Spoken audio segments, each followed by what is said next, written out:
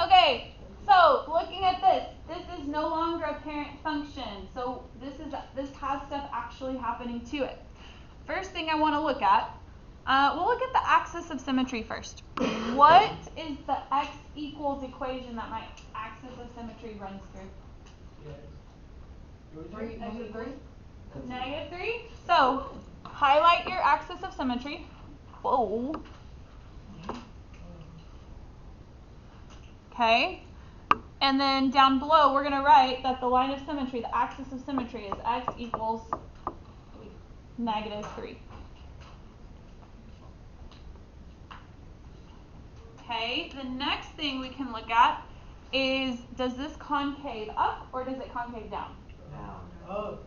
Up. If your arrows are pointing up, it's concave up. So that's at the lowest point. So, hold on. So it concaves up. And then that lowest point that Junior was just talking about, that would be the what? Vertex. Not the loser. The vertex. And it goes over 3 and down what? Negative 4. Negative 4. So our vertex point, the lowest point of my parabola, is negative 3, negative 4. Yeah. Concaves up from there. Yeah. Did you catch that? All right. This is the point it touches. Yeah. Right there, yeah. Now, when I look at my vertex and the concave, is the vertex the minimum point of my graph or the maximum point of my graph? It's the minimum. Because this is where it starts and it goes upward. So if it's going up, it's minimum? Yes. And if it's going down, it'll always be the maximum. Now, let's look at number of solutions. So, a parabola, a quadratic function, when I'm referring to solutions, I'm referring to the what? The vortex. What? When I am asking you about solutions of a quadratic function, I'm asking you to find the The The point of intersection on the x-axis. point of intersection on the what? X-axis. Hey, so I'm looking for my x.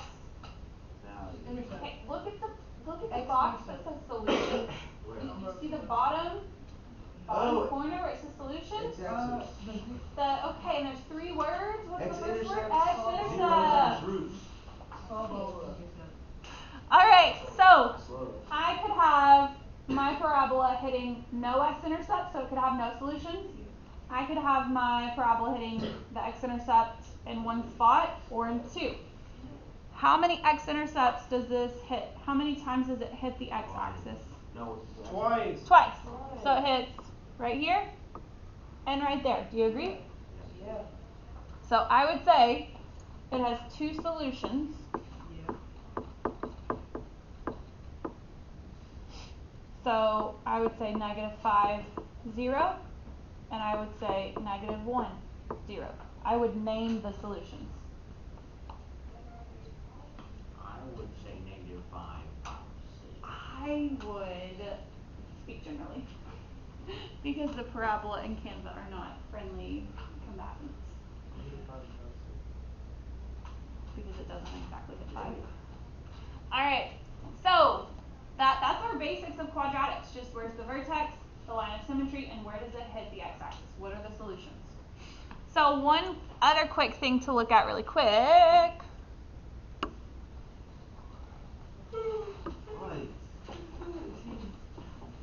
Domain and range, which, lucky enough for us, we've already talked about domain and range. So domain covers the what axis? The x-axis, so it's how far it stretches the minimum value on the x-axis to the maximum value on the x-axis, right? Range talks about the minimum y value to the maximum. Okay, with a parabola, with a quadratic function, your domain of a quadratic function in standard form will always be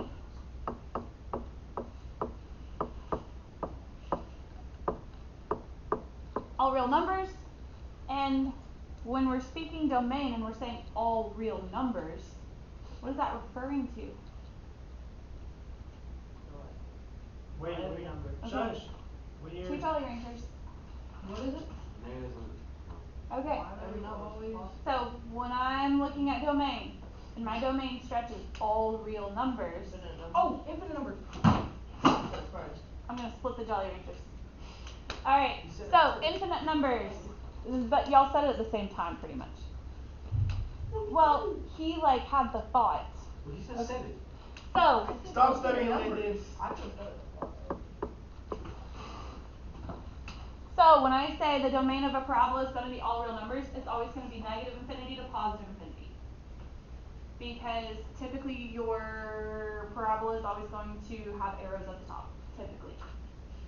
95% of the time. Alright, and then the y value of your vertex determines the range. That seems funny. I need to fact check myself on that one. What did I put in my word? You trying to teach it wrong again? Maybe. I'll be down to that. Yeah, range. That's what I thought. So y value of your vertex determines the range.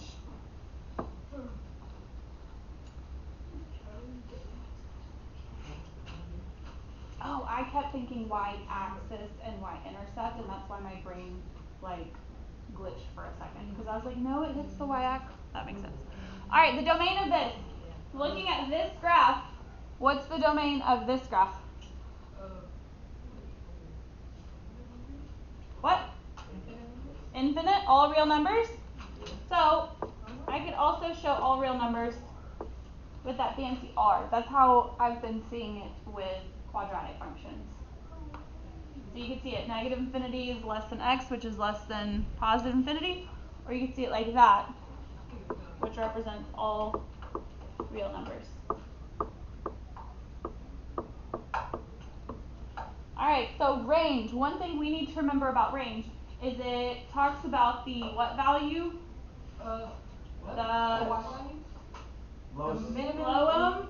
Lowest to the Maximum. maximum. So range does refer to your y-axis. And the minimum value that your graph hits to the maximum value your graph hits. So the y value of my vertex determines the lowest or the highest point, right? On the concave. So looking at -4, is that the lowest or the highest point it hits? That's lowest. Lowest. So on the range, it hits -4 as the lowest value. And is it equal to -4? Yes. Does it hit -4? Yes, so it's going to be equal to. And then the maximum 7, right? Look at these arrows. It's infinite. They keep going infinite. They're going to keep going infinite. Now, If it stops with a dot, then it's that one. then it would be 7. If it stopped with a dot, it would be 7. One thing to note though also is with quadratic functions, because they typically will always go to infinity, they rewrite range, they shorten it, and they could say -4 is less than y, or equal to, or they'll even flip it and say y is greater than -4. So write both of those, and I would honestly highlight this one where you've shortened the value. And then I'm going to, we're gonna practice. Once I get them really broken, okay? See, it's not that bad. Yeah, it is. Okay. Alright, I'm gonna have you do the second one with your person, and then I'm gonna go over it with you, okay? Do the second one.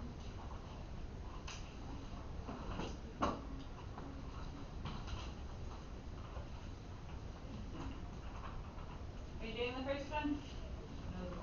No, the second one. Why aren't you doing the first one? What does this one have? Did we already do the first one? We already did the first Stupid. one. It's a parent function. It's not stupid. I can do the first one, so you. Alright, cool. Vertex. Gonna follow the rules of 4, 5. No, gonna follow the rules of 7 and 8. We did a little bit.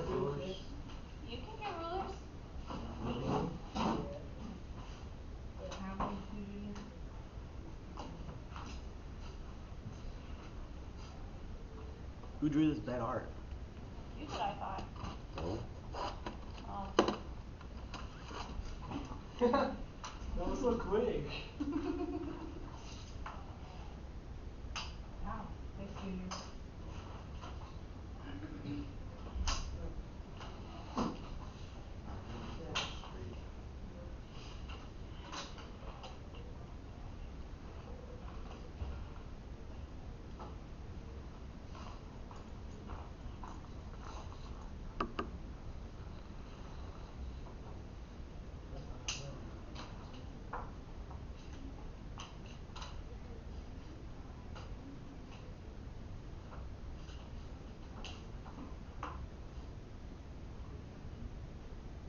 Isn't that the most fun word?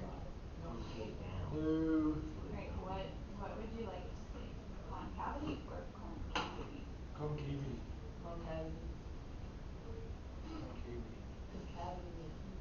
So yesterday, you know, when I talked about the word parabola and I asked you if I've ever said it in this class, and we've never heard that, right? Yeah. And I said I would ask my favorite class, fourth period, or fifth Oh my period. gosh, bro. Fifth period and fourth period guessed it, did you not? No, they were cheating. I never cheated. I knew, I thought of the word, I just couldn't, like. And I've said it before? Yes. No. Well, guess what? You talk more with them anyway, so. Okay.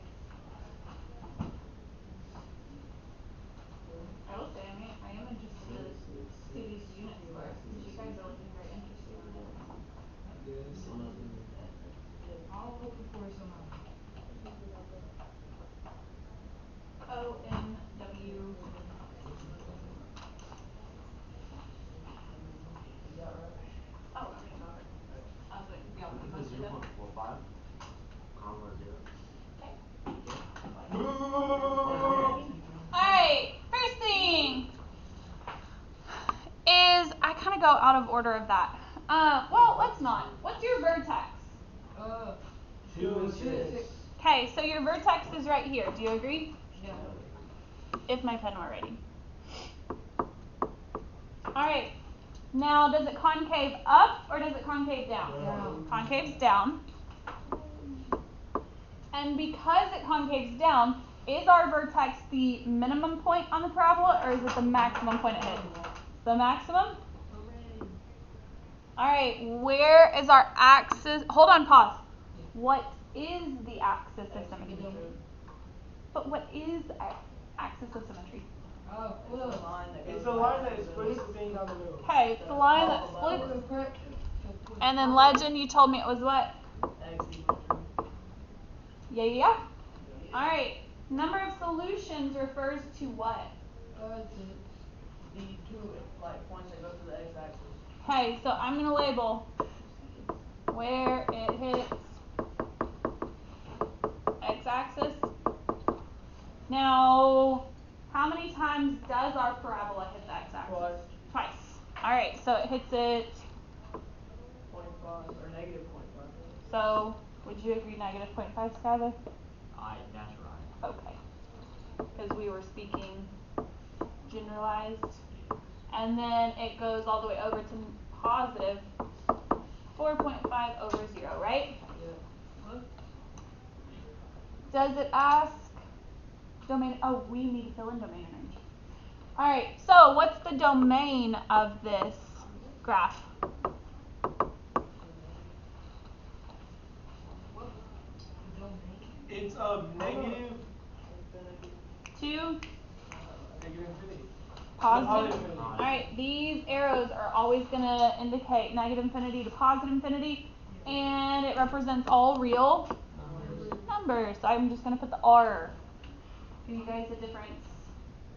Alright, and then range.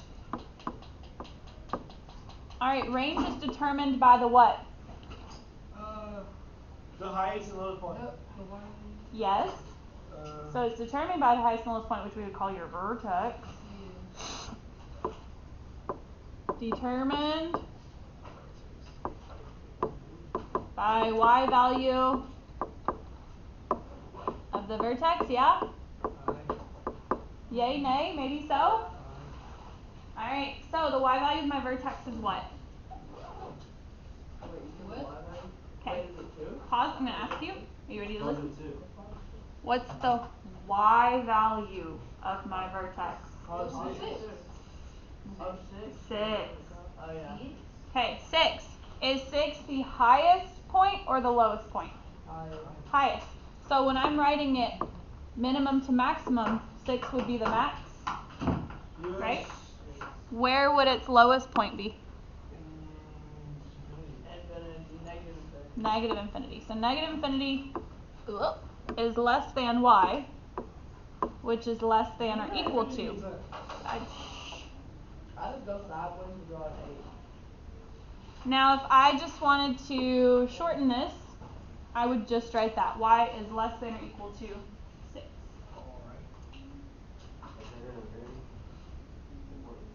That's a negative infinity. So I would assume we would have a question about range in our warm-up. Can we just put that? Yes. And you might just see it like that, that's why I'm showing both ways. I'm Wait, showing the infinity way to connect it to what we have learned, but I'm showing the shortened way to connect it to what you will see. What's the other way you can do it?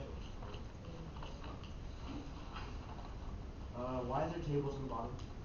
We're gonna, I decided we're gonna look at that Monday, because I have a quizzes I want y'all to do. Okay, what's it called? What's it called? When will we know to put one way and then the other way? It'll, like, you could always put it the full way, but on answer choices, if they give you the shortened, you're gonna take the, you gotta know that the shortened is shortened. What about concave to right to left? Will that ever happen? No, not in algebra 1 with me. So we won't ever have like a question where you have to do like the little gallery thing? I can get a drink. So we like, So quick I don't miss it, I'm starting to miss it. so we won't ever have a question where you have to do like a little gallery thing? Like the key? The what? You know the key, you know, has all the vortex concavity and all that? Oh, yeah. Do we have a question like that where you just fill it in? Yes. Like, I could see that kind of question being like a drop-down question or Yeah. something.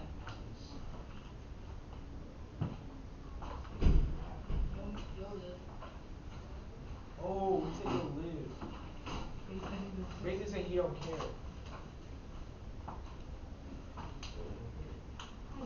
Okay.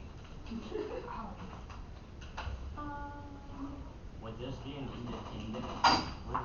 Oh, please. I say we have enough for groups for once in our lives. I say, what was you gonna say, Skylar? I say you do like the notes. Skylar said independent, You know the random league groups? together. No. You should like, you should make a random group. Are we just gonna leave it up there? I have to get the quizzes set up. Just keep talking and But I am gonna delete before. Nah, he's like